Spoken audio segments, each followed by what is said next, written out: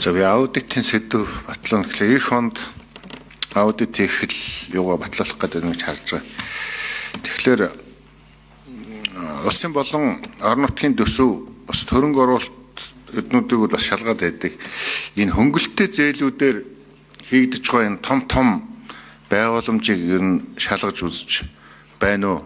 Одоо эх жил ер нь юу байна? Жишээлх юм бол Хөдөөгийн 10 аймгийн Дулааны станц. Маш том хамар хүрээтэй, маш том төсөл. Солонгосын компани дампуурсан гэл ингээл байж идэг. Баруун 5 аймгийн цэвэрлэх байгууламж гэдэг. Мөн одоо төв цэвэрлэх байгууламж. Сайхан телевизээр туул коллектор одоо налахаас баруун шин цэвэрлэх байгууламж хүртэл 28 онд ашиглалтанд орно гэж байна. Эний одоо өмнөх одоо тэр зээлийн асуудлууд нь тэр шалгагдсан зүйл байдгийн билүү? Шалгах төлөвлөгөөнд орсон зүйл байдгийн билүү? Тэгээ төсөв мэдээж улсын төсөв орон нутгийн төсвөөс гадна энэ зээлэр хөнгөлөлттэй зээлэр санхүүжиж байгаа энэ том хөрөнгө оруулалтуудыг ер нь яаж орсон байдгийг билээ гэсэн санах гэсэн.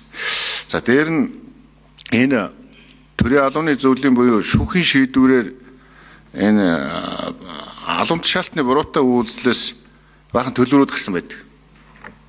Тэгээд тэрийг байгууллагууд нь төлцсөн. Гэн буруутай яг тэр албан тушаалтад ерөөсө төлөөгүй маш их мөнгө байна. Энийг одоо ер нь улсын хэмжээнд одоо төлөвлөх ийм одоо шийдвэр аудитын байгууллага нь гаргасан нь. Миний мэдж байгаагаар л 1-2 хүн гэхэд л бараг маш олон хүн 10-20-оор нь халсан. Тэрний одоо жил 2 жилийн төлөвлөх гэхэд 200 гаруй сая төгрөгийн ийм хохирол. Тэгээ тэрийг одоо албан байгууллагаас нь төлсөн байдаг. Тэгээ тэр чи одоо тэрийг халсан хууль буруу хэрэгэлсэн хүн өөрөө төлөх ёстой шүү дээ. Ийм зүйл ер нь улсын хэмжээнд хэдийн хэмжээний одоо төлөгдөөгүй зүйл байдгийн болоо гэсэн ийм хэдэн зүйлийг асуумаар байна. За дээр нь энэ жидүү гэдэг нэг хэсэг шуугж байгаа гэсэн. Энэ улсын хэмжээний одоо жидүүд ер нь түрүүн хэмбэл Ганбаатар гүшүүн бол хоршоодлыг асуучлаа. Би хоршоолоос гадна жидүүч одоо янз бүрийн одоо жижиг дунд үйлдвэрийн газраас өгөн аймаг өгөн сумууд өгж байгаа эдгээрийг ер нь нэгдсэн байдлаар шалгах ийм одоо төлөвлөгөө байдгийн билүү гэсэн ийм асуулт. За 5 ноембер хариулъя. Бацуур гишүүний асуултанд хариулъя. Энэ хөнгөлөлттэй зээл тусламжтай холбоотой асуудлаар хэд хэдэн байдлаар үзэж байгаа. За нэгдүгürt бүх төсөл хөтөлбөр одоо хэрэгжиж байгаа Монгол улсад хэрэгжиж байгаа энэ зээл тусламжийн төслүүдээр санхүүг нь бол бид нар нөгөө цаглбарт хуулийнхаа юугаар хугацаагаар завсрын болоод бүтэн жилээр нь үзээд ингээд санхүүгийн тайланд засгийн газрын санхүүгийн тайланд нэгтгэж байгаа. За хоёр дахь асуудал нь бид нар 2024 онд хөдөө аж ахуйн салбарт хэрэгжсэн төсөл хөтөлбөрийн сэдвээр хийгээд одоо байнгын хооронд ирүүлсэн тайлангаа. За энэ жил болохоор буюу 25 онд хөдөө аж ахуйгаас бусад одоо төсөл хөтөлбөрийн хөдөө аж ахуйгаас бусад салбар дох энэ гадны зээл тусламж төсөл хөтөлбөртэй холбоотой асуудлыг сэдвээр хийгээд одоо энэ онд дуусгаад одоо та бүхэн танилцуулга одоо авчирч хэлэлцүүлнэ. Энэ бол ингээ хийгдчихэж байгаа гэж ойлгож байна.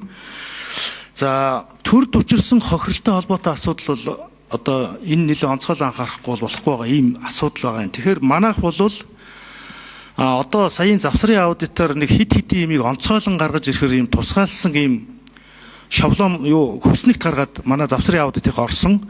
За нэг нь бол төрийн албан тушаалтны буруутай үйл ажиллагаанаас төрд учирсан хохирлыг нэг үрчлэн одоо хизээ яаж хэн яасан бэ тэрийг гаргаж иргсэн байгаа. Хоёр дахь нь одоо энэ бүх салбартын цахим гээд айгүй олон ийм нэг тустай ийм айгүй хөрөнгүүд зардсан байт юм байна. За хэвлэл мэдээлэлд бас зардаг юм байна. Олон нийтэд харилцах чиглэлээр зардаг юм байна. За гадаад арга хэмжээгээд ингээд бид нар нэг ийм хүлээн авалт гэдэг нэг хэсэг ийм хідэн ийм их хурлын гишүүдийн саналын дагуу ийм нэг тийм асуудлуудыг гаргаж ирж нэгтгэж бид нар бас харахаар ингэж бол явж байгаа.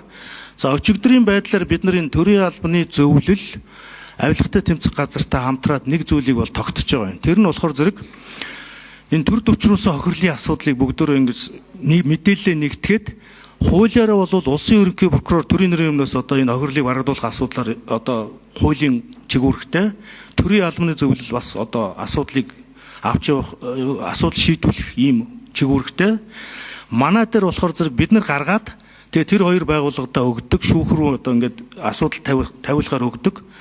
За дүн мэдээг нь бол ингээд манай 3 байгууллага дээр бүгдийг нэгтгэхэд ингээд нэгтгсэн дүн мэдээлэлтэй байхаар ийм хэд хэдэн зүйлээр бид нар тохироод ингээд ажиллаж байгаа. Цаашдаа бол энэ дээр ямар нэгэн асуудал гарахааргүй төвшөнд одоо ажиллаа ярьж байгаа. Яг тэгэхээр бид нар өнөөдөр эндээс нь ингээд нэг нөхрийг тэгсэн байна гэж халждаг.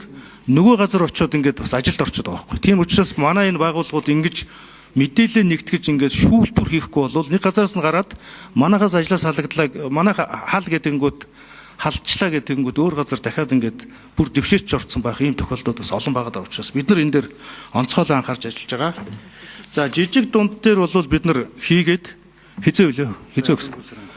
11 сард сая сэдвээ жижиг дунд тайлангаа өгсөн байгаа. Сэдвэр хийгээд ирүүлсэн байгаа.